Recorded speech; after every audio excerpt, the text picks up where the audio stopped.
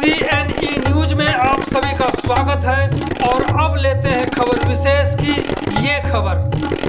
चंडीगढ़ भाजपा की सांसद किरण खेर के वोट न देने वालों को छित्तर मारने चाहिए वाले बयान पर भाजपा की चुप्पी से लोग सकते में हैं। वहीं दूसरी ओर आम जनता के साथ कांग्रेस के बड़े नेता सुभाष चावला भी हैरान हैं कि भाजपा अध्यक्ष सहित अन्य बड़े नेता इस मुद्दे पर चुप क्यों हैं।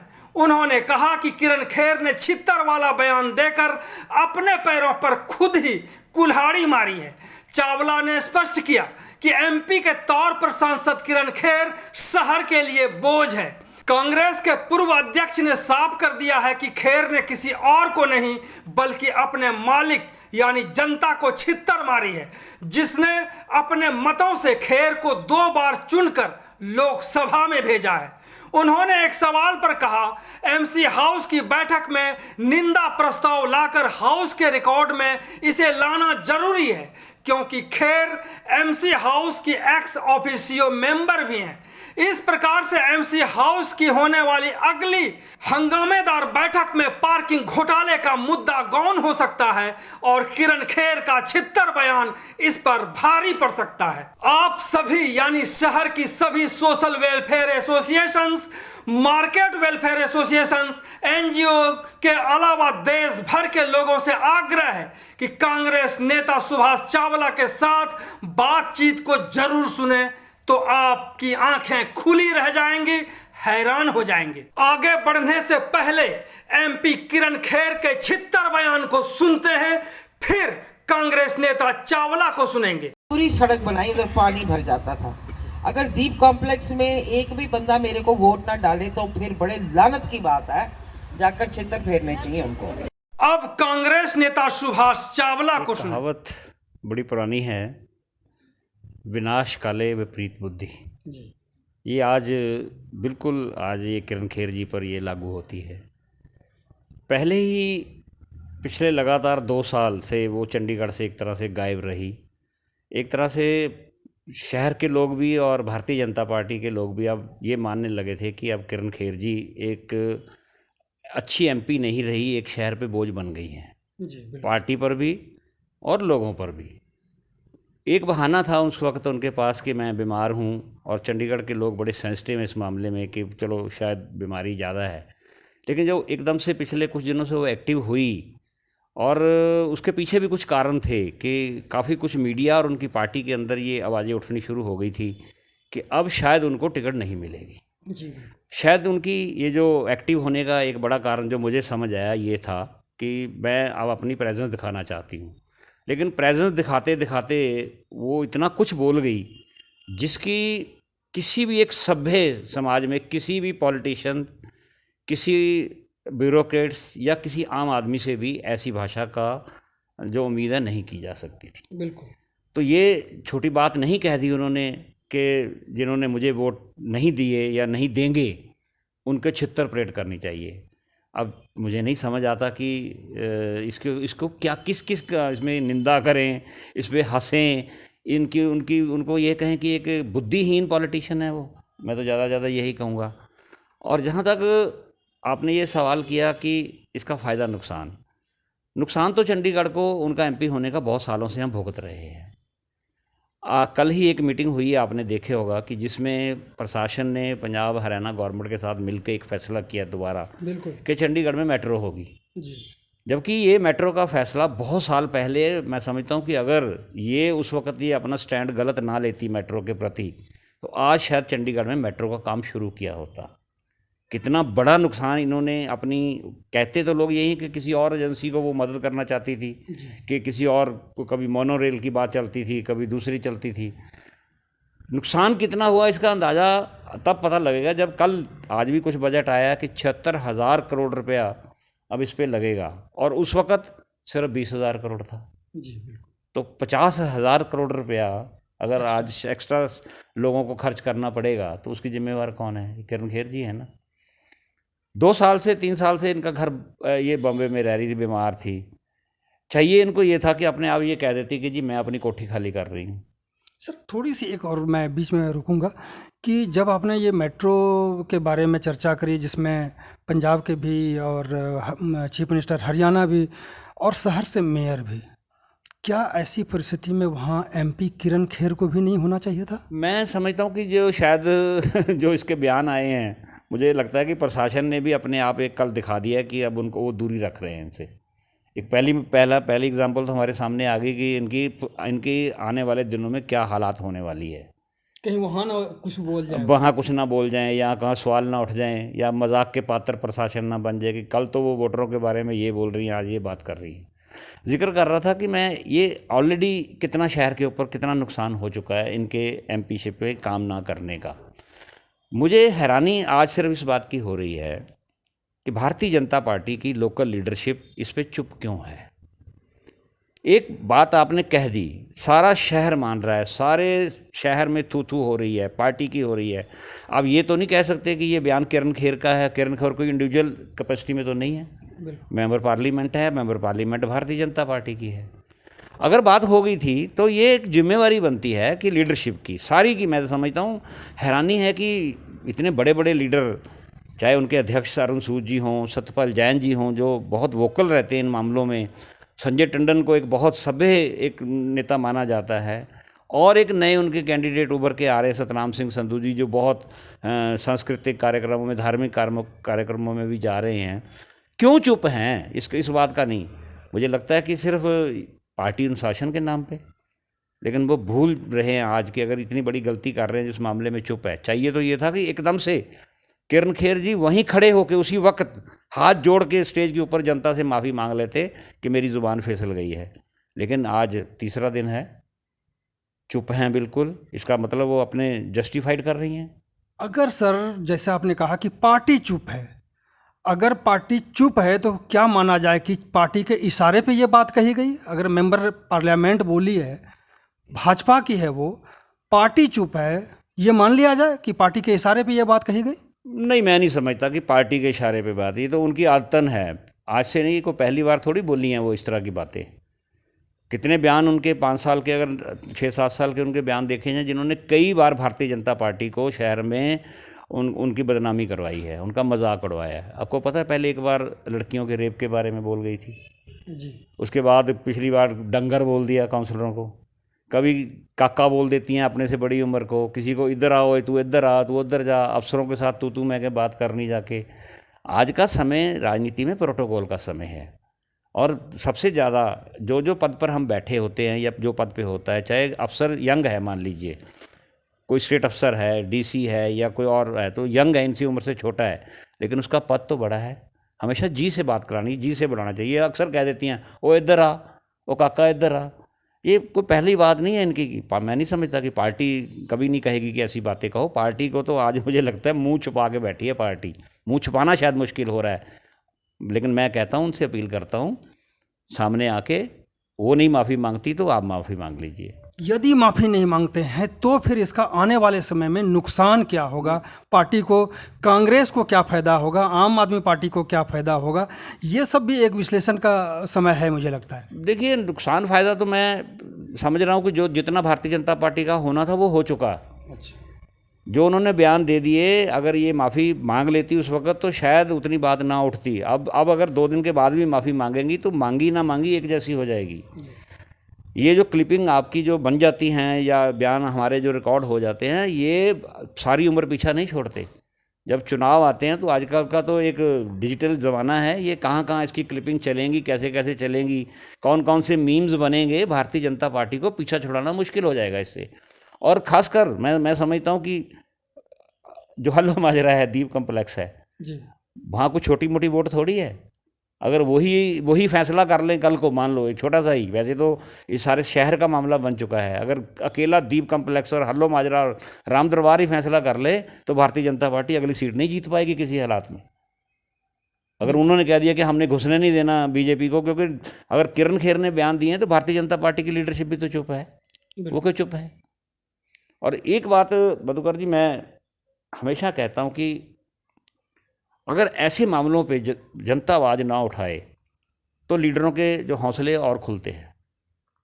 अगर पहली बार किरण खेर जी गलत बोली थी तो शहर से एक आवाज़ उठनी चाहिए थी जो नहीं उठी। दूसरी बार बोले तो नहीं उठी, लोगों ने सोचा चलो काउंसलरों को कहा है कोई बात नहीं। अब तो जो कहा है कि वोटरों को छितर पड़ने चाहिए या छितर परेड होनी चाहिए। देखिए, लोकतंत्र के अंदर नेताओं के मालिक कौन है? जनता, वोटर। आप किसको छितर मार रहे हो? जनता, अपने मालिकों को। बिल्कुल। आपने, जिन्होंने आपको बनाया है, जिन्होंने आपको लायक बनाया है कि आप पार्लियामेंट में बैठ सकें, जिन्होंने आपको लायक बनाया है कि आप इस तरह बड़े बड़े आप जो प्रोग्रामों में भी हिस्सा ले सकें, आप उन्होंने ही तो अधिकार दिया सर ये बात कहने के लिए। नहीं, अधिकार नहीं दिया उन्होंने ये अधिकार नहीं दिया कि आप बोलने के बाद ये कहो कि जी छितर मारेंगे। ये तो घटियापन की हद होती है, उनकी सोच है। मुझे नहीं समझ आती कि कितनी पढ़ी लिखी भी हैं। ये भी मैं नहीं समझता कि उनकी कोई ऐसी कोई बैकग्राउंड है कि बिल्कुल अनपढ़ हैं, उठा छाप है, क्यों कह दिया, कैसे कह दिया। लेकिन अब बात आ जाती है कि चंडीगढ़ से अगर ये आवाज़ नहीं उठती तो मुझे थोड़ा सा अफसोस होता है कि क्या शहर इतना वो हो चुका है जिसमें कोई वो है ही नहीं कि दूसरे के लिए कहा तो आज कल को मेरे लिए भी ये बात मेरे पे भी लागू होती है। एक आवाज़ उठनी चाहिए और मजबूर करना चाहिए भारतीय जनता पार्टी को। हाँ, मैंने सारे कल के इन पे बयानों पे बहुत से लीडर्स के ये वो आ रहे हैं, जितने बयान आए हैं अभी तक मुझे लगता है पॉलिटिकल लीडरों के ही आए हैं, और वो भी मुझे कहने में कोई गुरेज नहीं, दबी दबी जुबान में है। कोई ऐसे लग रहा है जैसे उनसे लिहाज पाल रहे हैं। कोई कह रहा है जी मैं उनसे प्रार्थना करता हूँ ऐसे बयान मत दो, कोई कहता है जी उनको हम ये करेंगे। एक जो अग्रेसिवनेस, जो एक गुस्से वाली बात थी वो चंडीगढ़ की किसी एनजीओ से, व्यापार मंडल क्यों चुप है, क्राफ्ट क्यों चुप है, फॉस्वैक वालों को भी पहले उनके बारे में बोल चुकी हैं कुछ, ऐसा नहीं कि किसी के बारे में नहीं बोला। जो एक आवाज़ नहीं उठनी थी वो नहीं उठ रही। अब कारण मुझे नहीं समझ आ रहा कि लोग क्या राजनीतिक से इतना बेजार हो चुके हैं, या उन्होंने समझ लिया कि राजनीतिक जो हैं अब इनका स्तर इतना ही नीचे हो चुका है, क्या इन पे बोलना है, चुप रहो, जो होगा देखी जाएगी। बिल्कुल, हमें लगता है कि जिस तरह से यहाँ पे जनता तो पहले से हम कह रहे हैं कि आराम तलबी है, उनको कुछ भी परोस के ले जाके देंगे तो वो ले लेंगे। वैसे उनके ऊपर कोई फ़र्क नहीं पड़ता है, चाहे छित्तर मारें या कुछ भी करें। अगर छित्तर मारने पर कोई फ़र्क पड़ता तो हमें लगता है कि अभी शहर में जो है एक तरह से आंदोलन इतना आग पकड़ता कि कहा नहीं जा सकता। लगे हुए हैं लोग आज भी। जब आप इंटरव्यू करेंगे शायद इसके बाद, एक बड़ा प्रदर्शन कांग्रेस करने की तैयारी कर रही है हल्लो माजरा में। वहाँ के लोग बहुत गुस्से में हैं, पता चल रहा है कि वहाँ प्रोटेस्ट हो रहा है जाके। धीरे धीरे शायद बात बढ़ रही है। कल यूथ कांग्रेस ने अच्छा किया है, लेकिन जो मेरा कंसर्न ये है कि इस मामले में जो बुद्धिजीवी वर्ग है शहर का, जो बुद्धिजीवी वर्ग है, जो राजनीति से पर्दे में रह के राजनीति करते हैं या राजनीति को दिशा देते हैं, वो आज इस मामले पे उनकी चुप्पी जो है वो थोड़ी मेरे लिए हैरानीदायक है। सर, ये जो बयान आया छित्तर पे, हमें जो लगता है, कुछ लोग कहते भी हैं कि हम तो डूबे सनम, तुम्हें भी ले डूबेंगे, कुछ ऐसा ही है क्या? देखिए, भारतीय जनता पार्टी की अंदरूनी राजनीति मुझे समझ आ सकती है। उनके मन में सिटिंग काउंसिलर के नाते एक भय तो हमेशा था कि शायद कहीं दोबारा टिकट तो ना ले जाए, क्योंकि पहली बार भी जब आई थी तो दूसरी बार भी इनके चर्चे थे कि इनको शायद टिकट नहीं मिलेगी, लेकिन दूसरी बार लेगी। अब तीसरी बार का एक डर है। शायद तमाशा तो वो देख रहे हैं कि अच्छा है, ये अब जो कहते हैं ना ऊँट आ गया पहाड़ के नीचे, तो उनको ये लग रहा है कि आज किरण खेर पहाड़ के नीचे आ चुकी है, अब इनकी टिकट तो कटी, और मेरे ख्याल है मिलेगी भी नहीं। जो ये बयान के बाद तो इन्होंने बिल्कुल अपने जो कहते हैं ना पैरों पे कुहाड़ी मारने वाली वो बात कर ली। अब वो देख रहे हैं कि ये ना हो कि कल को मैं बोलूँ कुछ तो पार्टी मेरे से नाराज़ हो जाए, अनुशासनहीनता में ना आ जाएं।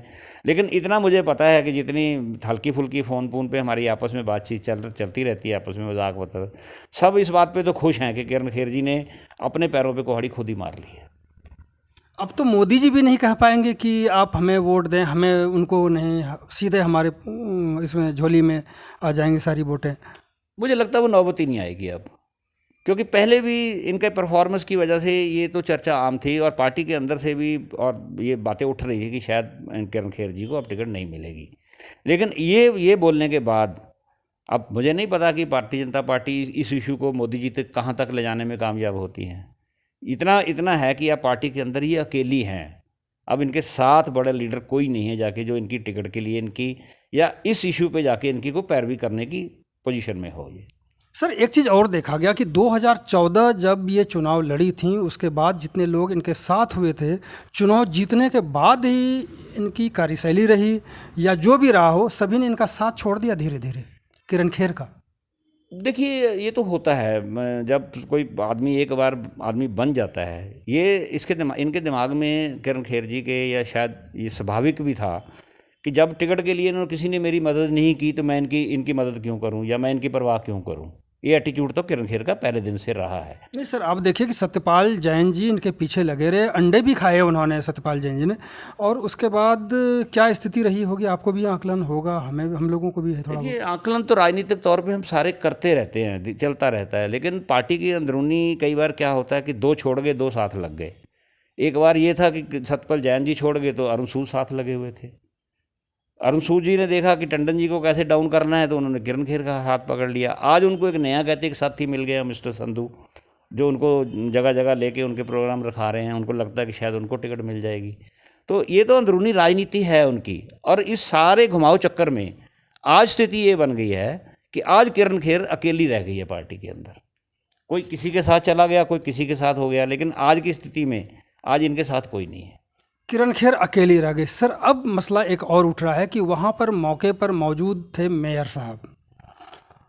अब मेयर साहब भी बड़े ज़ोर से ठाका लगाए, जो चर्चा है शहर में, उसको लेकर के भी अब हो रहा है कि जो नगर निगम हाउस की बैठक होगी उसमें अविश्वास प्रस्ताव, निंदा प्रस्ताव, ये सब लाने की बात चल रही। क्या हो सकता है आज की परिस्थिति में? कांग्रेस भी है 6 के साथ, 14 के साथ, आम आदमी पार्टी है, भाजपा में भी कुछ लोग रुष्ट हैं, लेकिन खुल करके कौन कितना आएंगे, ये एक सवाल खड़ा होता है। देखिए, मेयर का पद को भाजपा ने बहुत छोटा कर दिया है। अब हमें लगता है कि मेयर बैठे थे, अगर उनमें जान होती या उनमें थोड़ी सी उस वक्त ज्ञान होता राजनीति का तो उसी वक्त रिएक्ट करते। चंडीगढ़ की राजनीति में मेयर की जो पोजीशन है, अगर उनको प्रोटोकॉल से हिसाब से देखें तो एमपी से भी आगे कई बार बैठने की कुर्सी दी जाती है जी। उन्होंने तो अपने आप को खुद ही अपने आप को एक डम्मी सा लीडर बना के रख लिया है। जो मुझे तो उम्मीद थी कि वो बहुत पढ़े लिखे हैं, बड़े समझदार हैं और अच्छे राजनीतिक परिवार से हैं। मैं इनके पिताजी के साथ मैं पार्षद रहा, राजेश गुप्ता जी के साथ, तो मुझे लगता था, लेकिन मुझे नहीं लगता कि उनके कार्यशाली में कोई दम नज़र आ रहा है कि वो इसी बात पे उठ के आज कह देंगे जी किरण खेर जी ने गलत किया है। उस वक्त तो हंस पड़े, नहीं हंसना चाहिए था, राजनीति में संभल के बात करनी चाहिए थी। लेकिन मधुकर जी, कुछ घटनाएं जो हुई हैं पिछले दिनों, ये मेयर बनाने में किनका हाथ है? हमारी गलतियों की वजह से ये मेयर बने हैं। हम अगर सही फैसला कर लेते तो आज भारतीय जनता पार्टी का मेयर ना होता, आज पोजीशन और होती है जी। अब किस मुंह से हम जाके, मुझे कई बार लगता है कि हम वहाँ जाके इसके नो कॉन्फिडेंस मोशन ले आएँ, ला पाएंगे नहीं ला पाएंगे, उसका बहुत ज़्यादा सीधा कसूर तो नहीं है मेयर का। मैं इतना कह दूं कि उसके लिए नो कॉन्फिडेंस मोशन बनता है। लेकिन कुछ फैसले जब हम उस वक्त कर लेते हैं तो हम ये अंदाज़ा नहीं लगाते कि आने वाले समय में हमें क्या भुगतना पड़ेगा। ये भी एक फ़ैसला ऐसा ही हमसे हो गया कि हमने हमारी किसी जाने अनजाने रणनीति के तहत चंडीगढ़ का जो मेयर है वो भाजपा का बन गया। तो ये एक बड़ा सवाल उठेगा, ये भी चुनाव का एक मुद्दा बनेगा। मैं समझता हूँ लोग पूछेंगे, क्योंकि हमारी लड़ाई जितनी मर्जी कह लें, मैं राजनीतिक तौर पे समझता हूँ चंडीगढ़ में अगर पार्लियामेंट में चुनाव में अगर कांग्रेस की सीधी लड़ाई होगी तो वो भारतीय जनता पार्टी से होगी। उस वक्त हमारे पास ये सवाल उठेगा कि हमने क्यों इनका मेयर बनने दिया, हमने क्यों खुद चुनाव नहीं लड़ा, हमें क्यों अपोजिशन का रोल नहीं अदा किया, हमें खुद अपना कैंडिडेट खड़ा करना चाहिए था। ये जो चर्चे चलते हैं आज हमारे ऊपर, लोग कई बार हमें मजाक उड़ा रहे हैं शहर में, ये बातें हम ना सुनना पड़ती हमें। जो मुद्दे तो बनेंगे आने वाले समय में, और ये इस जो वर्ष है 23 का, ये चुनावी वर्ष होता है। इसमें जो घटनाएं राजनीतिक होंगी वो बिल्कुल ताज़ी होंगी, लोगों के दिमाग में घूमती रहेंगी। ये किरण खेर जी वाला मामला तो भाजपा का पीछा नहीं छोड़ेगा, मैं बता दूं, चाहे टिकट उनको ना भी दें, क्योंकि आज जो इन्होंने ज़ुबानबंदी कर ली है, चुप करके बैठ गए हैं, इस बात को हंस रहे हैं, भुगतना इनको भी पड़ेगा। कांग्रेस ने भी, मैं उस वक्त कहता रहा था, पार्टी के अंदर मैंने सलाह भी दी थी कि इस बार हमें चुनाव, पिछली बार और बातें थी, जब पिछली बार हमें फैसला लेना पड़ा कि हम चुनाव से बाहर रहेंगे, उस वक्त पंजाब के चुनाव में सिर में थे कि कहीं ये ना हो कि आम आदमी पार्टी का यहाँ मेयर बन जाए और पंजाब में जाके ये कल को बात उठे कि जी चंडीगढ़ मेयर बनने की वजह से ही पंजाब में आम आदमी पार्टी जीत गई। इस बार तो कोई मजबूरी थी नहीं हमारे सामने, इस बार तो हम अपना कैंडिडेट खड़ा करते और एक ऑपोजिशन का रोल होता है, और फिर हम जाके पार्लियामेंट चुनाव में कहते हैं कि जी देखिए हम चाहे कम थे, हमारे चाहे 6 रह गए थे, लेकिन हमने जो रोल था हमारा वो रोल बखूबी हमने निभाया।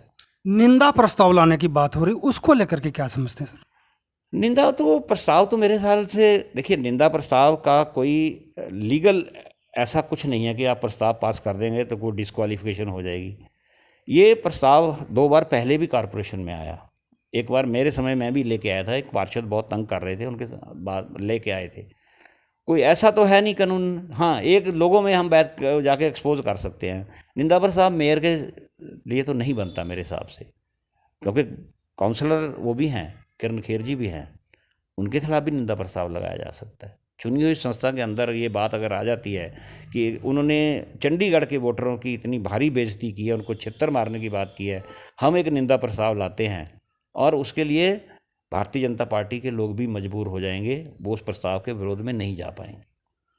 आज मेरी किसी पार्षद से, आम आदमी पार्टी के लोग थे, उनसे बात हो रही थी, तो वो कह रहे थे कि अविश्वास प्रस्ताव, निंदा प्रस्ताव हम लाने की, निंदा प्रस्ताव तो लेकर के आ ही रहे हैं, अविश्वास प्रस्ताव के लिए वो साठगांठ कर रहे हैं लोगों से।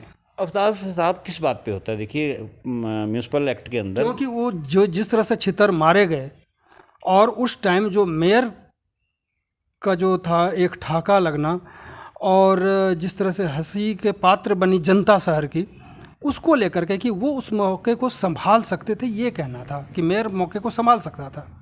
मेरे ख्याल है निंदा प्रस्ताव तो ला सकते हैं। अविश्वास प्रस्ताव होता है कि आप अपनी ड्यूटी देने में फेल रहे, या कोई बहुत भारी नगर निगम में प्रावधान हो रहा है, व्यवधान हो रहा है, काम नहीं चल रहा, या बहुत बड़ा भ्रष्टाचार हो गया, उसके लिए भी 2/3 मेजॉरिटी चाहिए जी। अब वो तो है नहीं कि सिंपल मेजॉरिटी से हटा लेंगे। सिंपल मेजॉरिटी से मेयर बनता है, हटाने के लिए 2/3 चाहिए। 2/3 में अगर 36 हैं तो आपको 24 चाहिए। अब 24 में मुझे नहीं लगता 24 कैसे करेंगे। 14 अगर उनके ला लें, 6 काम सब मिल भी जाएंगे, तो मुझे नहीं लगता कि अविश्वास प्रस्ताव का कोई फ़ायदा होगा इनको। हाँ, निंदा प्रस्ताव लगा के एक चीज़ रिकॉर्ड पे लाई जा सकती है कि आपके इस बयान ने, और आपके दूसरे जो पहले पास्ट में आप बयान देते रहे हैं, उन्होंने शहर में आपकी वजह से हमारे शहर का सिर नीचा हुआ है। ये प्रस्ताव आ सकता है। ये प्रस्ताव आ सकता है अभी। तो बहुत बहुत धन्यवाद सर कि लोगों को आपने ये बताया कि जनता में किस तरह की ये बात गई, कितना लाभ कितना नुकसान भाजपा को है, कांग्रेस कितना लाभ ले सकती है, आम आदमी पार्टी का क्या होगा, अविश्वास प्रस्ताव क्या होगा, निंदा प्रस्ताव तो ला ही सकते हैं। बात करने के लिए बहुत बहुत धन्यवाद सर। शुक्रिया जी, शुक्रिया। CNE न्यूज़ के साथ बने रहने के लिए आप सभी का बहुत बहुत धन्यवाद।